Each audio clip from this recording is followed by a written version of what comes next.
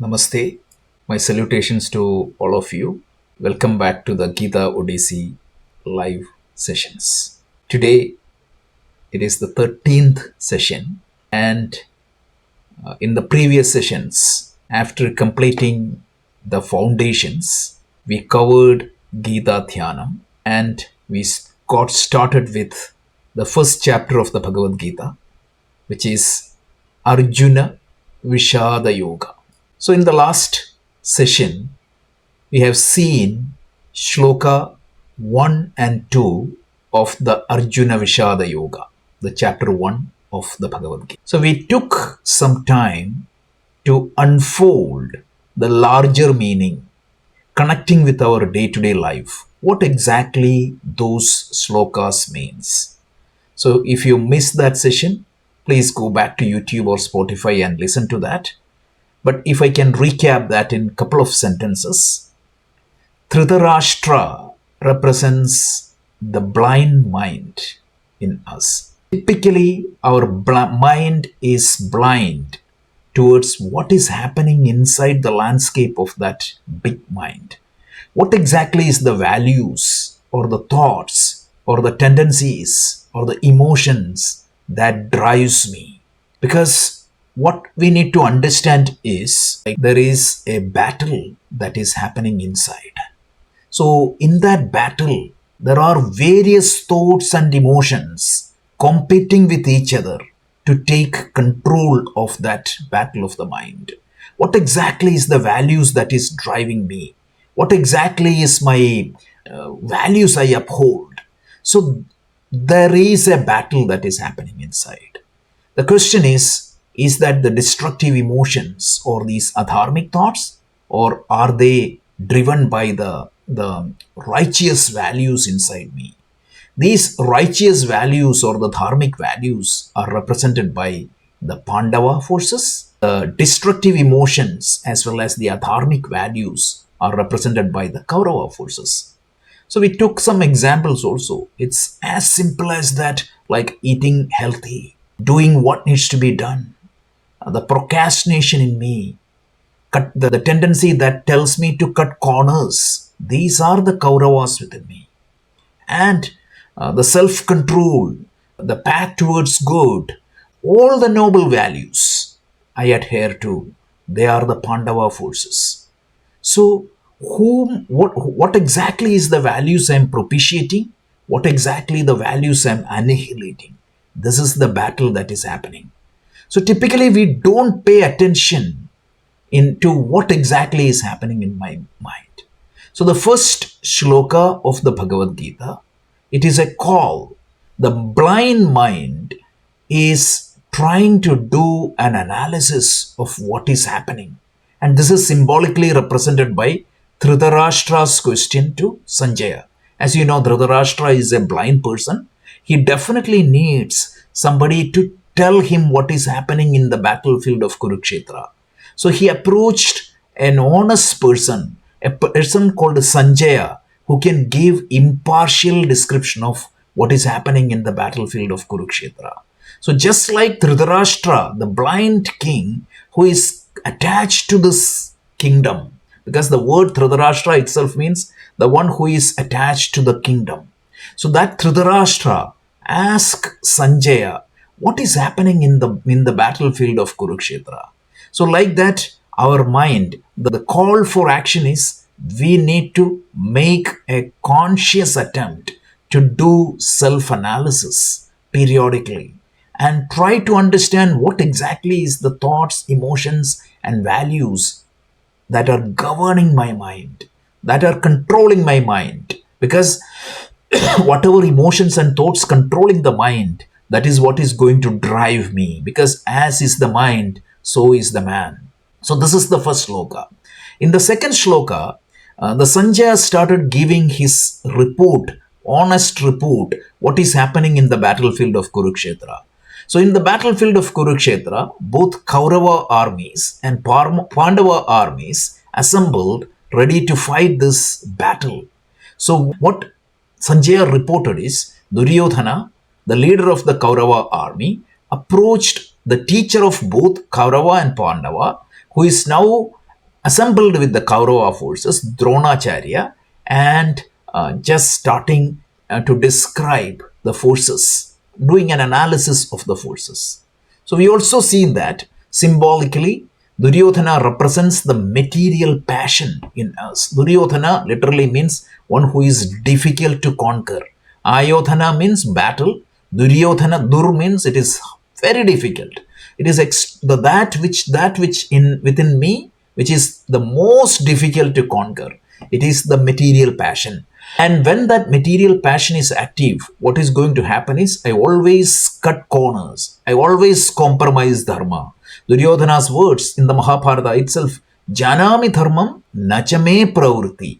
Janami adharmam nachame nivritti. I know what is to be done, but I cannot follow it. And I know what is not to be done, I cannot stop doing it. So this Duryodhana approaches Drona, symbolically representing our habits. That meaning the habits can be trained for the good value as well as the bad value. Just like Drona was the teacher of both Kauravas and Pandava. But when these habits meanings, get closer to these adharmic values, it creates a problem. I create wrong habits and it is going to take me away from the path of dharma. So this is what we need to beware of. We need to understand what is happening in our mind, and also we need to understand what exactly is the habits we have, because you make the habit first and then what is going to happen? The habit is going to make you. So these are the take home practices also. We said we will have in our Q&A forum, we will publish some of these practices, and also what we will do is in our sadhana sessions, we will try to give you the step-by-step instructions on how these sadhanas can be practiced. Dhritarashtra is asking Sanjaya, "Oh Sanjaya, what is happening in the battlefield?"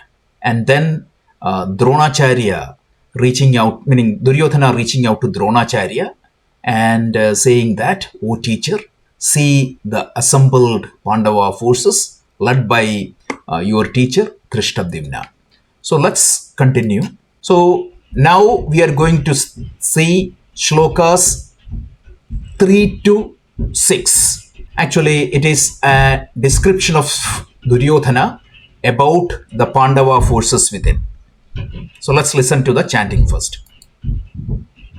Shaitam Panduputrāṇam Acārya-Mahatīm Chamum Vyūdhām Drupada-Putrena Tava Shishyena Dhīmata Atra Shūrā Maheshvasaha Bhīmārjuna Samayudhi Yuyudhanu Viradascha Drupadascha Maharathaha Drishtaketuschekitanaha Kashirajascha Viryavan Purujit Kunti Bhojascha Shaibhyascha Narapungavaha Yudhamanyuscha Vikrantaha Uttamaujascha Viryavan Saubhadro Draupadeyascha Sarvayeva Maharathaha. So Shloka 3 to 6 is an enumeration of the Pandava forces within. So understand the context. In that context, Duryodhana is describing or enumerating the Pandava forces standing against him to Drona. So let's try to see the word by meaning and then we will go deeper into the analysis. So Duryodhana just look upon the vast assembly of the Pandava forces standing in front of you and skillfully marshaled or arranged by your own disciple Drishtadyumna. Vyuham Drupada Putrena Tava Shishyena Dhimata. So your intelligent disciple Drishtadyumna is the commander-in-chief of the Pandava army. So, O Dronacharya, O respected teacher, just see the skillfully arranged Pandava army arranged or marshaled by your own teacher, Drishtabdyumna. And then he is just going to give just a short description of each key members of the Pandava forces. He says, Atra Shura Maheshwasa Bhimarjuna Samayuthi. A lot of these warriors are as good as Bhima and Arjuna. We all know that Bhima and Arjuna were the most competent warriors in the Pandava army. But Duryodhana is saying that there are a lot of other people who are equally good, like Bhima and Arjuna. They are described like Maheshwasa, the one who is standing with a large bow. And then he is just describing who are they. Then he says, Yuyuthana, Virata. So Yuyuthana is one king, Virata is another king, Drupada is another king. Then he tells Drishtaketu, another warrior in the Pandava force, Kashi Raja, the king of Kashi, and then Purujit, Kundibhoja, Shaibya. These are the various people in the Pandava forces. Then another set of people, Yudhamanyu, he is very strong warrior. Then Uttamauja, then Saubhadra. Saubhadra means it is the son of Subhadra. Son of Subhadra is Abhimanyu. Draupadeya, meaning the sons of Draupadi, 5 people. Sarva Eva Maharatha. So all these people are extremely mighty warriors. Maharatha means mighty warriors. So it's just an enumeration of the people in the Pandava forces. So this is what happens. So Duryodhana enumerates the esteemed leaders of the Pandava forces. Most of these people are as good as Bhima and Arjuna. The title Maharatha is highlighted by Duryodhana, indicates just saying that, as I said, they are very powerful warriors. There is a title used to give depending upon how many people you can fight in a warfare. So also, as I said, like the significance of their legendary bows are highlighted. Just like Arjuna has the famous bow Gandhiva, and like that, every Karna or the has Vijayam. Like that, each warrior, Krishna has Sharngam. Like that, different warriors had their mighty bows. That is just highlighted. This is from a story perspective. So the whole idea is this roll call of Pandava champions. It is shows that instability in Duryodhana, because this is not completely strategically done, even though it can be seen as strategically done. But here it just shows how he is rattled, how he is just worried because he is not following dharma. This is from a story perspective. So we have seen various people in the Pandava army. We don't need to go through this in detail because this is from a story perspective. We have seen Drishtabdyumna, then Yuyudhana. Yuyudhana is also known as Satyaki. He was a disciple of Arjuna and a chief of Yadava, trained by Arjuna. Then Virata. Virata was the king of Matsya, where Pandavas used to stay during their 13th year. Then Drupada. Drupada is the king of Panchala. Then Drishtaketu. Drishtaketu is the son of Shishupala, the king of Chedi, again one non-warrior. King of Kashi, another ally of Pandava. Then Purijit and Kundibhoja. Then the one is Kunti's brother and the other one is Kunti's father. Then Shaibya, king of Shibi, very famous supporter of Pandava. And then Abhimanyu is the great warrior. We all know that. And sons of Draupadi, 5 people.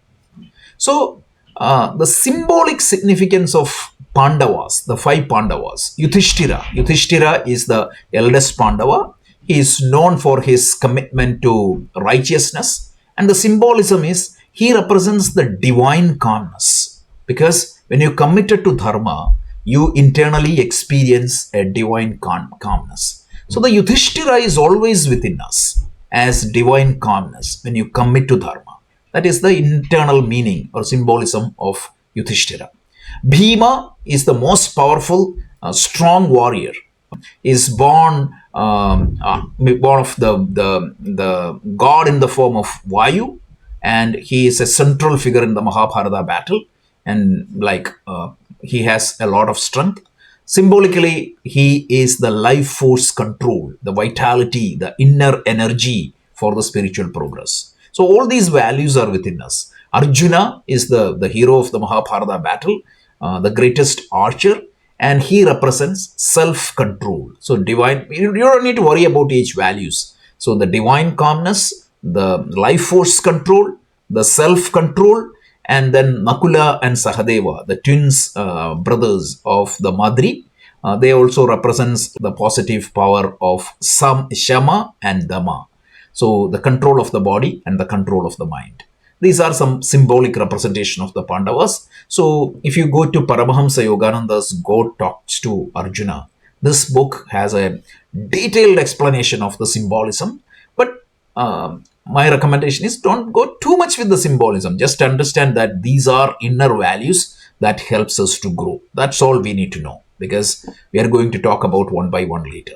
So these dharmic virtues inside, right? So this mind, the idea is these forces, or we all have enough values inside us.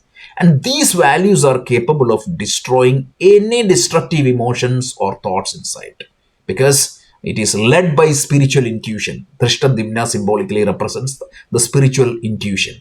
So these Pandava forces are always inside us. If we support the Pandavas, if we try to propitiate that Pandavas, and if we try to connect that Pandavas with the spiritual wisdom represented by Krishna, we all will be victorious in our battle, in the battle within. Because more than the external Mahabharata battle, we all need to focus on that battle inside.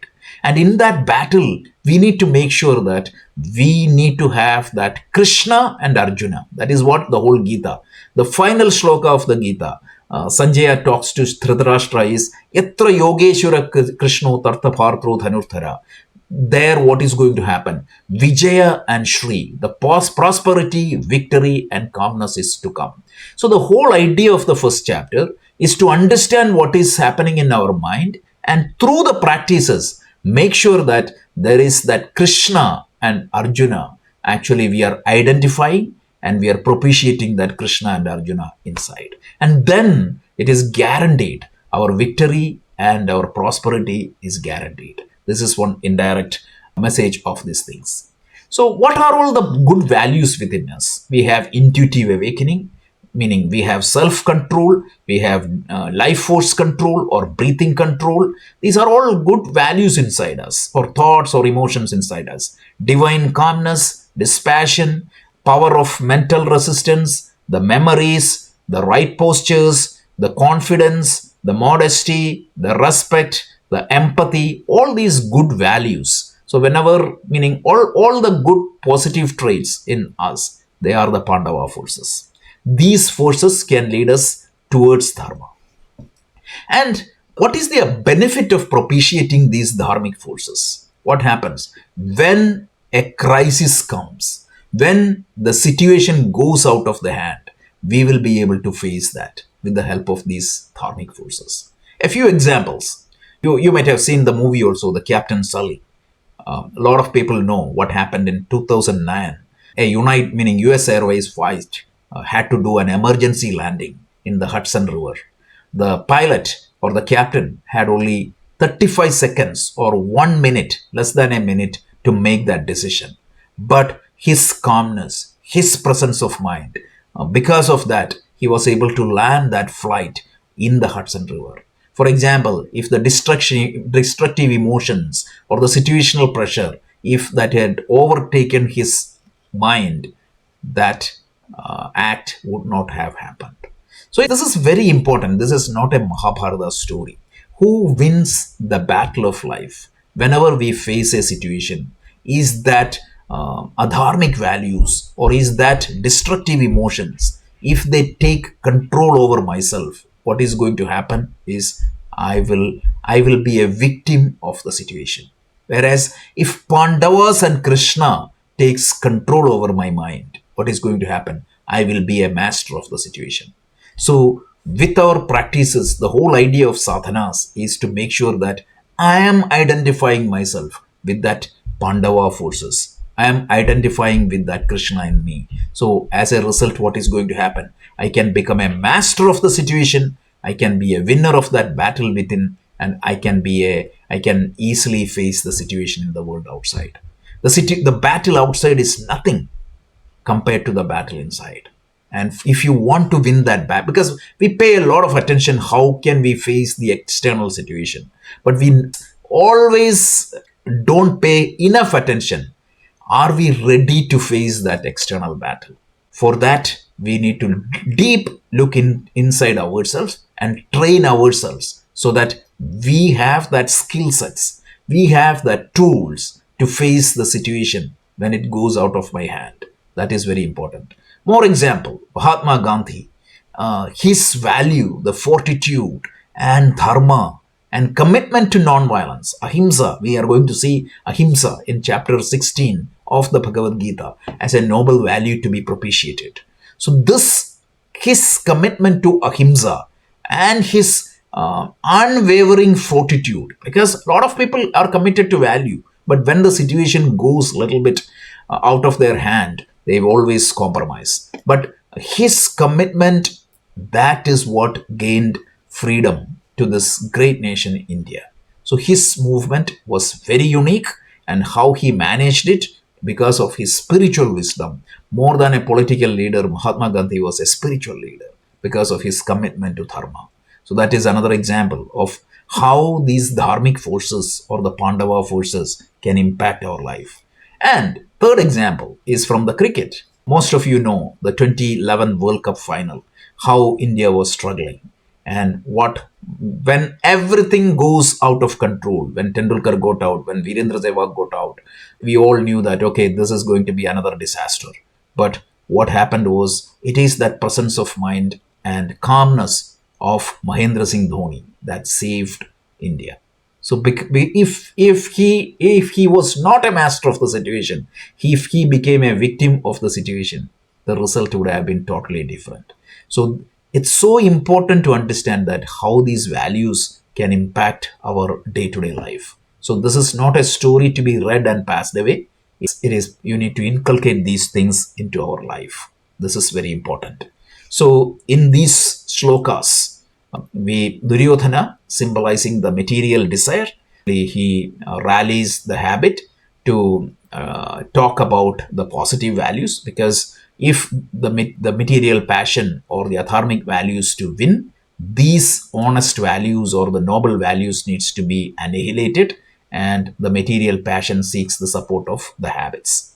So this is what the first part of this sloka is like, 3 to 6. So let me pause here and request Avanti to share her thought on this sloka.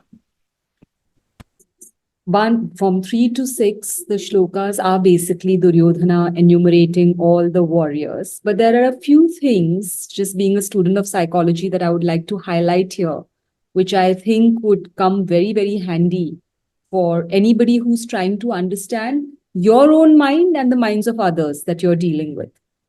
So if you just look at verse 3 and the translation of it, there are a few key words that really hit an understanding into the human psyche. So one of the words is, Duryodhana says, he asks his teacher, Dronacharya, he calls the Pandava army mighty army.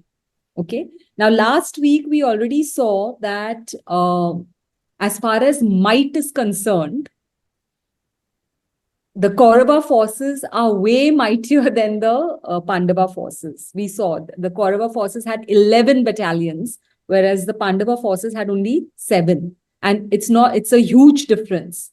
And we all know that Duryodhana didn't really have much regard for Krishna's presence over there, because if he did, he would have chosen Krishna by his side. He, out of will and volition, chose Krishna's army to make his army mightier. But you see, what's very evident over here is this, the way Duryodhana starts rambling and rattling is two things. One is that he is exhibiting his fear, but in the farce of confidence. And that is something that All of us do. When we are guilty of something, or when we are not, fully confident in the line of action that we've taken or the words that we've spoken, we start masking it in a um, mask of self-confidence, overconfidence. But it is very evident for somebody who's standing in front to understand that you are just faking it. You're really, really guilty. You're not very sure of yourself. They always say in an argument, the one in the wrong is screaming loudest. And this is what we get to see in Duryodhana's approach. I mean, the words are so strong and so beautifully placed by Vyasa that you just don't even need an enactment in front of you. The tone of the words is very clear. So what we need to understand is that the wrong tendencies in us, though they are loud, though they are very vociferous in their projection, they are always very, very fearful. And if we are able to catch that fear factor in the negative tendencies in our head, then only the good is able to dominate. Why the whole symbolism of 11 battalions to 7 battalions is what I feel there's equal number, if not more, of good in us than bad.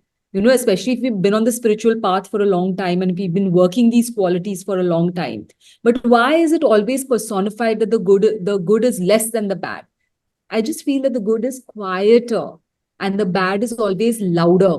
It shows more might. But when the good starts speaking, the whole game changes. And that's been the law throughout nations, throughout world, till the good is silent, till the good is looking away or not participating. Hell runs loose. But the minute good comes up to speak, then only the bad is quietened. Another thing that you should really notice here, see, there's just a verse or so, but there's so much meaning in it. Dronacharya was a teacher of both the forces, Pandava forces and the Kaurava forces. Now, for no reason did he require anybody to tell him which of these people were present there. There was no need for Duryodhana to come. We've already seen it in the last class of how he strides to his teacher, and the Sanjaya plays on the word King Duryodhana. Why would Dronacharya want to know or be told who all are present and what their might is? He knows he's trained all of them.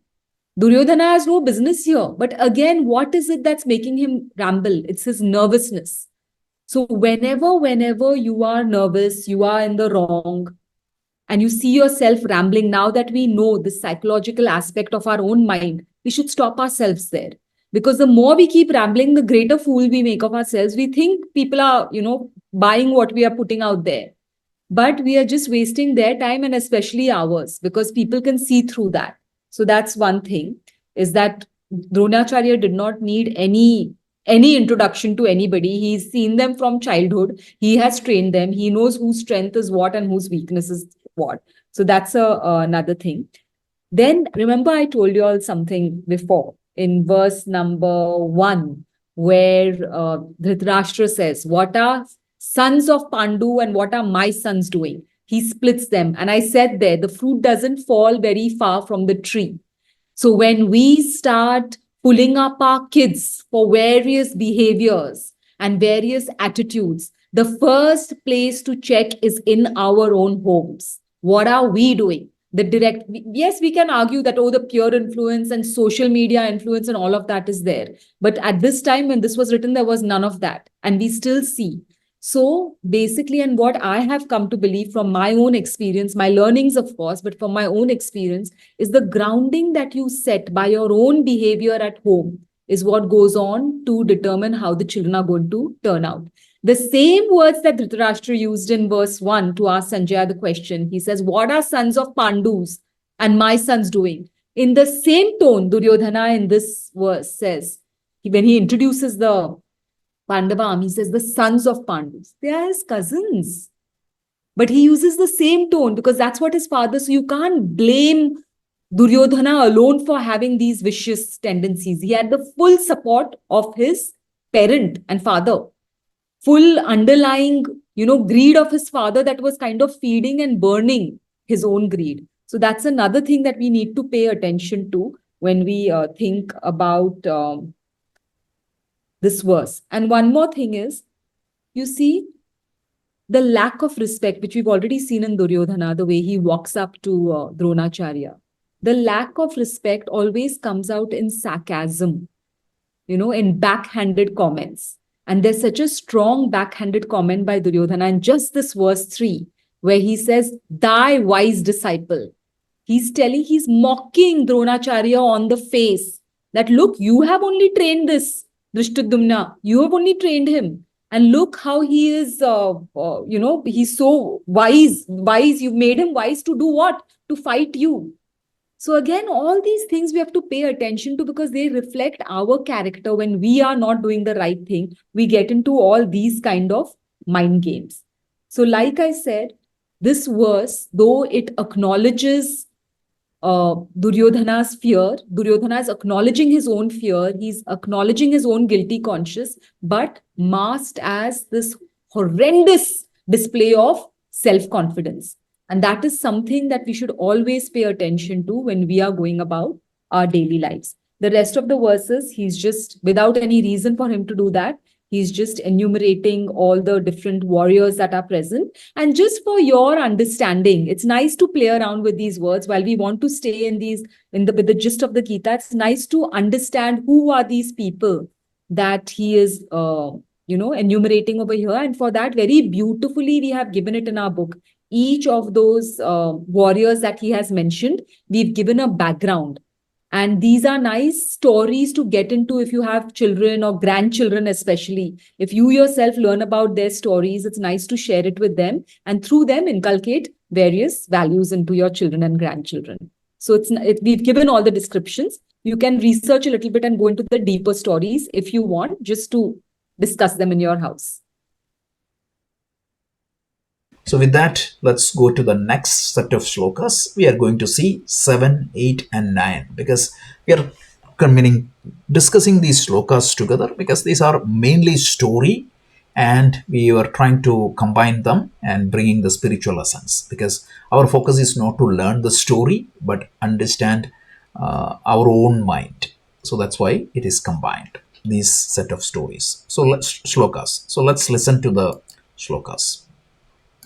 अस्माकं तु विशिष्टाये तान्निबोध द्विजोत्तमा नायका मम सैन्यस्य संज्ञार्थं तान् ब्रवीमि ते भवान् भीष्मश्च कर्णश्च कृपश्च समितिञ्जय अश्वत्थामा विकर्णश्च सौमदत्तिस्तथैव च अन्ये च बहवः शूराः मदर्थे त्यक्तजीविताः नानाशस्त्रप्रहरणाः सर्वे युद्धविशारदाः. So let's see the literal meaning and then we will go to the detailed analysis. The best among Dvija, we are going to see the meaning of Dvija in detail. So simple translation is the best among the learned. For your information, I am going to enumerate. Now I am going to enumerate who are the leaders of my side. Because so far I have enumerated the people in the Pandava army and now I am going to enumerate who are all there in our army, the prominent commanders in our rank. He starts with Bhavan. Bhavan means yourself. You are one of the greatest warrior. And then Bhishmascha, Karnascha, Kripascha, Samitim Jayaha. Yourself, Bhishma, Karna, and Kripa. Then who is that? Samitim Jayaha means ever victorious. It's an adjective to the word Kripa. So, you meaning ever victorious Kripa Acharya, Bhishma, Drona, and Karna. Then Ashwatthama, then Vikarna, and then son of Somadatta, and meaning his name is then Purishravas. And then he says, Anyena Bhagavashura. Apart from these prominent people, there are a lot of valiant warriors. They are assembled here. For what? Even ready to give up their life for my cause. Nana Shastra Praharana Sarve Yuttha Visharadaha. They know they are masters of various arms, weapons, and they are skilled in the art of warfare. This is what Duryodhana talks to Drona. So again, Duryodhana tries to do an analysis of the battlefield, just like modern day people do that. But was it necessary? Because Drona knew all those people, this analysis would have happened on the day before. So it shows his mental instability, and he just enumerated all the Kaurava forces, and he highlighted the loyalty of these people personally towards him. So more than dharma, the selfish ambition was highlighted. You can see mother the tartakta jivita. He didn't say that they came here for a battle that is righteous. He said they came here for fighting the war for me. So this shows his ambition as well as the negligence of dharma. So the various people are Drona. He was a master of Vedas. He was the teacher of both Kauravas and Pandavas. That is what is Drona. Then Bhishma, one of the mightiest warrior, even the best warrior in the Mahabharata war. If Bhishma wanted, nobody can defeat him. That much powerful he is. And he is Bhishma, Drona, Kripa, all those people are great people, but because of their loyalty or attachment to the country, what happened? They had to stay on the side of Duryodhana. Karna is again power of meaning the son of Kunti, but because of his loyalty, more than dharma, because of his loyalty, he had to stay with Kauravas. Ashwadhama is the son of Drona, and Vikarna. Vikarna is another son of Dhritarashtra. Out of all the Kaurava forces, he is one of the righteous person. He stood his voice against the when Draupadi was insulted in the court, but still he had to stay with Adharma. Purishrava. Purishrava is also known as a big warrior, great warrior. So these are some of the people in the Kauravas.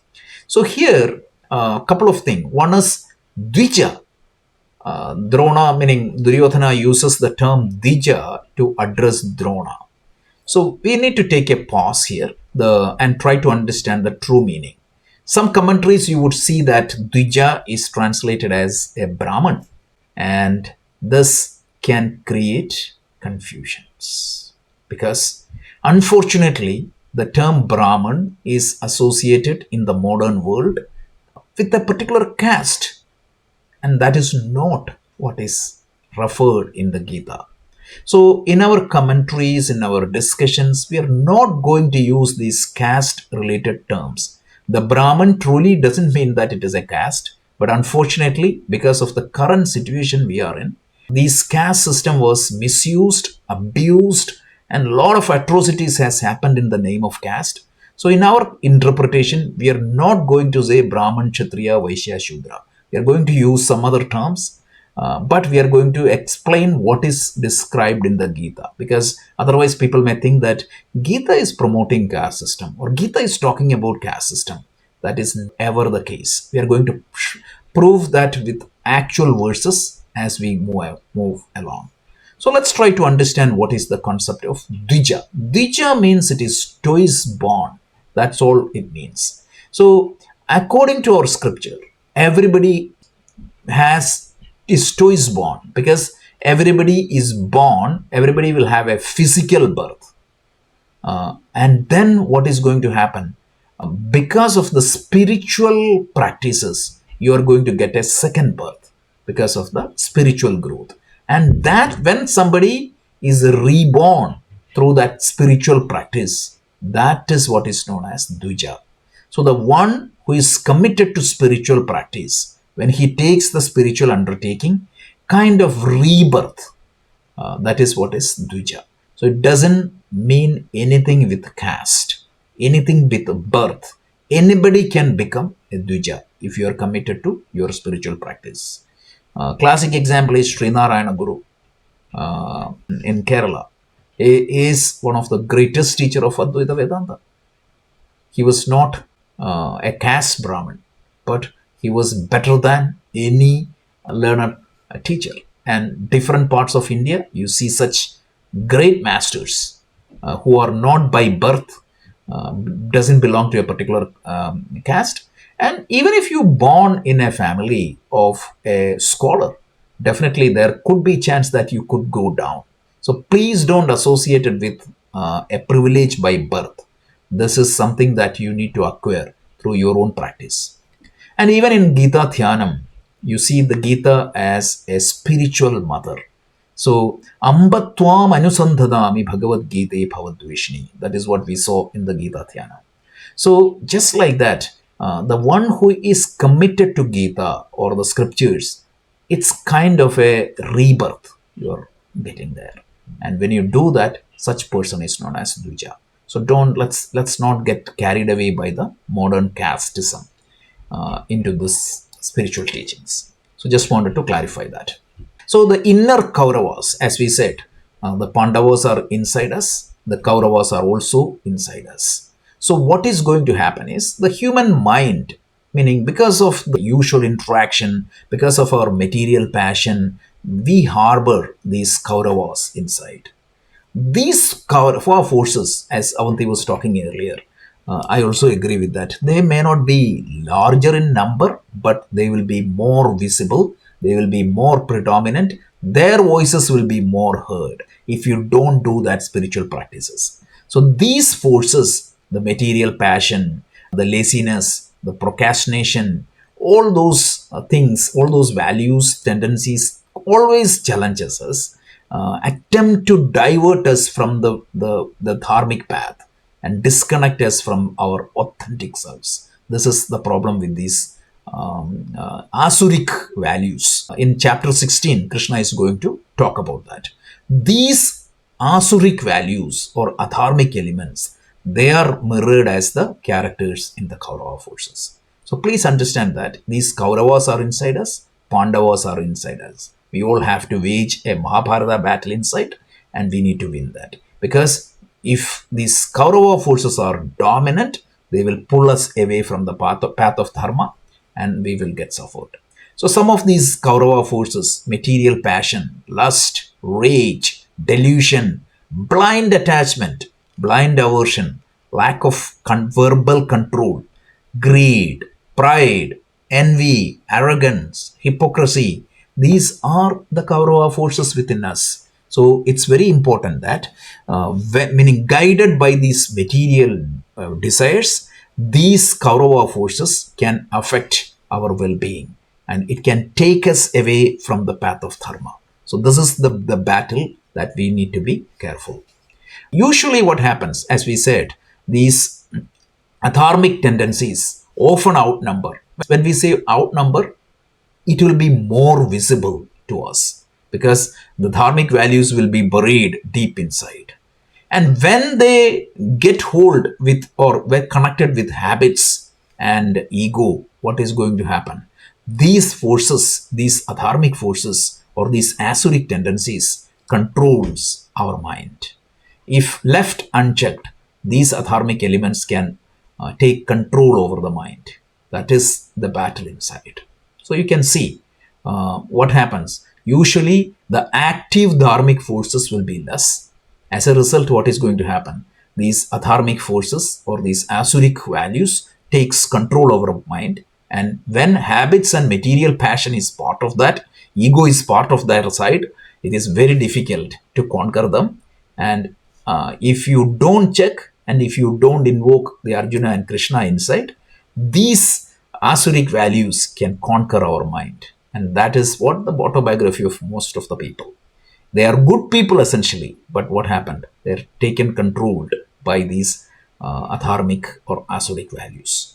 So in the 16th chapter of the Bhagavad Gita, you see a detailed analysis of what exactly is this asuric tendencies are and what exactly is the dharmics and tendencies are. So we will go to that topic in detail later. And one more point here is that there is a beautiful book if you're interested to understand the values. The book's name is Value of Values by Pujya Swami Dayananda Saraswati. This is written based upon the chapter 13, where he highlights the values that can uplift us. And that is why the book title itself is The Value of the Values. So just wanted to mention that book also as part of the discussion. We'll talk about that when we go to chapter 13. Just like we saw, right, how the dharmic values or the daivic values can help us from facing the crisis. These adharmic values or the asuric values can always put us down, even the competent people. For example, Arjuna story itself we are seeing, right? So what happened? He was the most competent warrior. He became completely frozen in front of the situational pressure. That's one example. So in Christian teachings, Adam and Eve, because they were in the garden of evil, they were given everything, but the temptation, they fall down to temptation, which actually put them completely out of the paradise. So that's another example. So when the Bible talks about the fundamental human problem, what exactly it is? It is the same problem because they had clear guidance on dharma from the God. What happened? Because of the pressure from these asuric tendencies, they just compromised the dharma. They fall down that because both Adam and Eve. That's another example. And if you go to Greek legends, so Icarus, that story is very famous. This Icarus, I think you know the story. Most of you know the story, right? So he was given two wings by his father and advised, don't go near sun or don't go too high. What happened? He got too much arrogant, pride, all that started guiding him.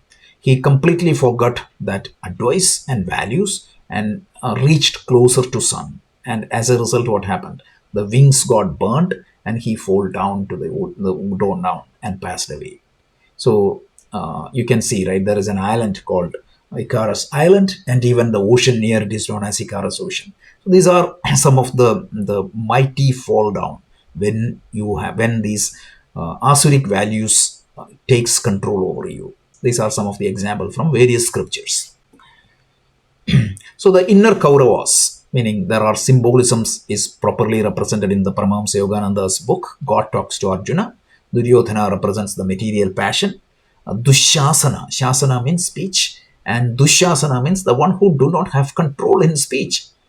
They speak anything, that's a problem. Dushasana is inside us. Bhishma is the pseudo self, the one who keep attached the body. Just like Bhishma was so much attached to the Hastinapura, the pseudo self or the ego keeps a body feeling for us. Drona is habit, Karna is attachment, Kripa is delusion, Ashwadhama is latent desires, Vikarna is repulsion, Saumadati is material action, Jayadratha is extreme attachment to the body. These are some of the symbolic representation. But don't worry about who is who and try to map the character and derive the meaning. Just understand that there are two types of emotions, thoughts, and tendencies. One is the Daivic tendencies. The Bhagavad Gita chapter 16 beautifully gives what are they. And second one is Asuric tendencies. And the tendencies with the Daivika value are Pandavas, and the other one is Kauravas. So we need to understand both and we need to strategize that in internal battle. So the summary of Shloka 1.7, 1.9, they outline the adharmic tendencies in our mind. Typically, these adharmic impulses, actually, they are the predominant one because that is the sound we always hear. So these forces has considerable influence on the lust in us, the binding attachment in us, the rage in us, the extreme desire in us. All these has a lot of impact on us. And when habit and ego are in their hand, what is going to happen? It is going to take complete control over our mind.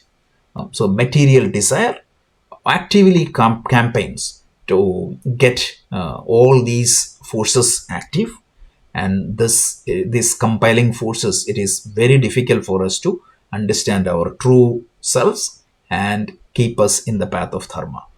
And first step is recognizing and acknowledging these tendencies and values. And then Gita gives you a step by step instruction or option to take care of these values. So let me pause here and request Avanti to add her comments. So it's very, very nice to use Paramhamsa Yogananda ji's God Talks with Arjuna book to, relate all of these characters to various traits, human traits that are found within us only. But one thing I will assure you that's so complete is the Bhagavad Gita, with its enumeration of qualities that we can aspire to and mirroring the qualities that we are right at this moment. Like Rajesh ji has mentioned multiple times in his explanation, that chapter 16 does a thorough job of distinguishing between asuric and daivic qualities. And it's funny because when you think of asura, you're like, oh my God, I can't be a Rakshasa. With just the word, how can I be a Rakshasa? But when you read those qualities and understand the deeper meaning, you'll bow down and say, yes, in many aspects, I am Asuric. Same way, when we use the word Daivik, it's impossible to believe that we can be anything godlike. But when you read those qualities, they are not unattainable qualities that can only be exuded by the angels and the gods. Very much can be aspired to, practiced, imbibed, and put forward in the world by us. So don't worry about these particular names telling us what traits we have, because whether it is about the sthita prajna, how to be a perfectly balanced human being, whether it is about a jnani, how to be a wise person in this world, whether it is how to be the best bhakta, point by point by point by point, Bhagavad Gita has enumerated all those qualities, and just reading those, understanding them, it's almost like our own personality chart comes alive. We come to know immediately where we are, what is the target that we have to reach, and what is the distance that has to be traveled, and how to travel that distance, because the paths are also given as to how to get there. So that is the absolute beauty of the Bhagavad Gita. So with patience and time, that will be revealed. Now, in this verse 9, no, let's do the Dvijotama. I don't know whether any of you all have heard of this, or I'm sure in this modern age, and many of us come from the ancient times, but there was this Upanayana ceremony. So in a lot of my classes, I get this question that, is it only when you wear a Upanayan? At age 7, we do that, where we give the child Gayatri mantra and we put on the thread, the sacred thread. Is it only then that you're considered twice born? Because I was shocked to understand that suppose if that thread ceremony is not done at age 7, that person is not twice born. This is a belief that is still held in many places in India, and is not eligible to even get married. So the night before the marriage, people are doing this Upanayana ceremony. Now, why is that Upanayana ceremony? If you go to see I won't get into the whole gist of it, but it is just to initiate that child into the spiritual practices, into the full development of his buddhi, so that he can get control of his mind, and academically and spiritually he can grow. And that is some sort of a meaning of that twice born. But that cannot be just compressed in one ceremony before the marriage, when you finish living your life and you don't even understand what twice born is, you don't even understand what spirituality is, what a spiritual path, just to fulfill a formality. So don't let these rituals, whenever they come in front of you, if you are practicing any rituals, I implore you, look into the depth, the dimension of each of those rituals, because you'll be fascinated by what they can offer to you. So it pains my heart that somebody would take that thread ceremony so lightly and just do it because they can be eligible to get married. So it doesn't only mean that, as Rajesh has explained. Dvijottama, in our sense, when we are on the Jnana Marg and we are going to take up the study of the Bhagavad Gita, align more with Advaitic Vedantic teachings, what that simply means is a fully developed person, a person who has taken up that path to get up to a holistic, developed self. not just half developed in academics and all. So when we take up any spiritual path, when we commit to spiritual edification in our life, then all of us are eligible to be called twice born. And like we said in the Gita Dhyanam also, one of the ways, easiest way for us now is to really come under the shelter of the Bhagavad Gita, which the Gita Dhyanam says is the mother. And she has the teachings of the Bhagavad Gita have that power and potency to birth us again into what? Into a greater understanding of ourselves, into a greater understanding of how this whole life plays out, into the greater understanding of that substratum, that Atma, that God, which is none else than our highest self. When we start understanding these things, when we start putting all these things together, it is fascinating to see that you will actually start feeling like you've been given a second lease on life.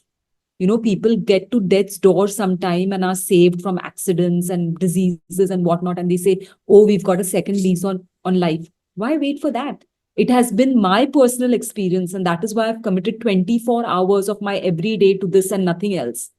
That just understanding these teachings will put you in that place where you'll feel that you've got one more chance in life to get it right. And if you stick to the teachings, there's no way you'll go astray.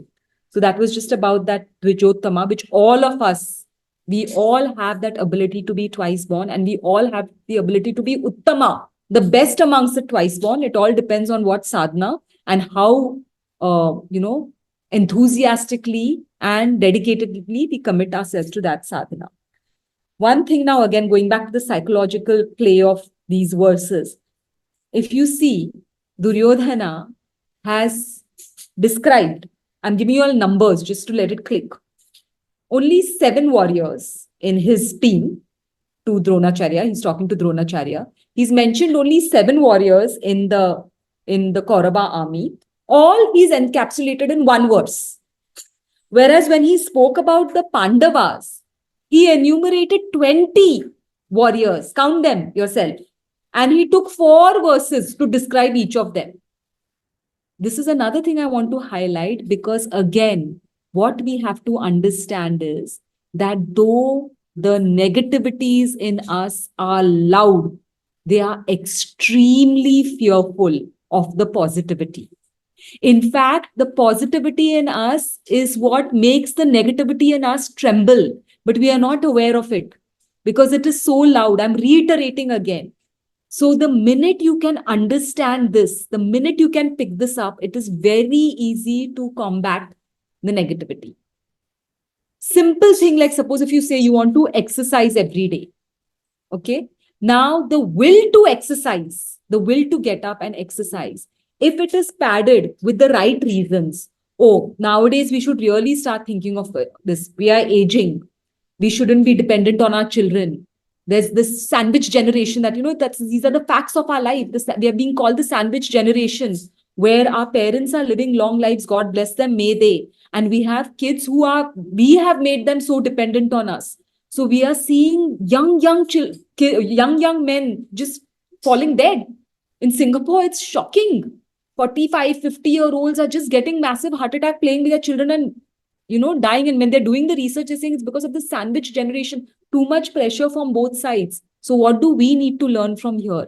I'm just bringing it down to very basic so that we can relate. What do we need to learn? That we need to be healthy. We need to exercise. The simple resolve to exercise every morning. We need to keep our bodies fit. So till the very end, we are not dependent on anybody. We are not becoming a liability. We are not pressuring our children and, making them exit the world before their time.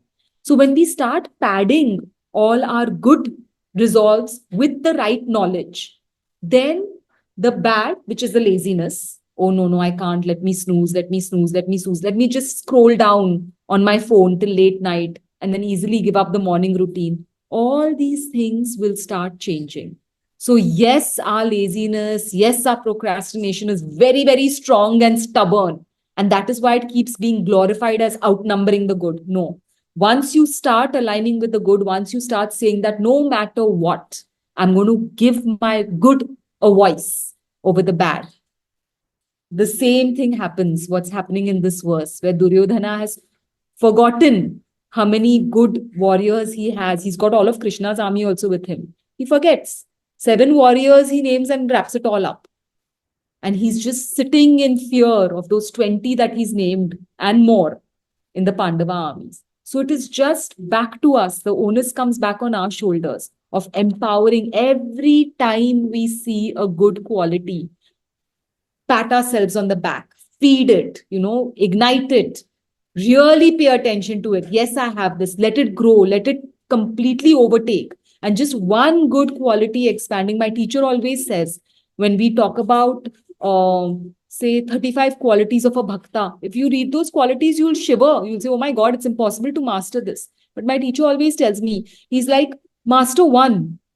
Just master one, and you'll see all the rest follow suit. It's like the pied piper of Hamlin. You don't need to master all individually. That today I'm going to do this today. Take one sankalpa, and the next will be magnetized. The third will be magnetized. The fourth will be magnetized. And before you know it, you'll have mastered so many qualities. So it's just one at a time, slowly, steadily, like in Bhajagobindam, he says, Kuru Vavadhanam, Madhavadhanam. Slowly, steadily. You can't rush this process. Just be able to resolve and stick to that resolve. And we will all slowly get ahead together with the teachings of the Bhagavad Gita.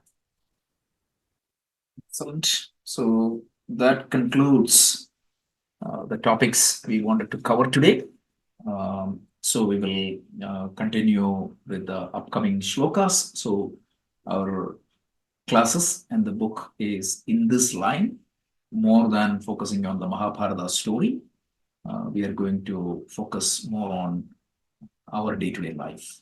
So it's very important that each one of us put effort to master this art, because when we want to live a good life in the world, we just need to get ready, right? So anything, right? If you want to run a marathon, you need to do some preparation. So just for what makes us eligible for a good life, a decent life, is this practices. So in the 6th chapter, Krishna highlights this point by saying that Uttared Atmanatmanam na Atmanam avasadhe Atmaihi Atmano Bandhu Atmaihi Ripuratmana. Who needs to do all these changes in me? It's not somebody else. It is not Krishna. It's not a God outside. Each one of us has to put our own effort, because if we put our own effort and grow, we becomes our best friend. Otherwise, we becomes our own worst enemy. So the choice is ours. With that, let's listen to the closing prayers, and then we will go to the Q&A.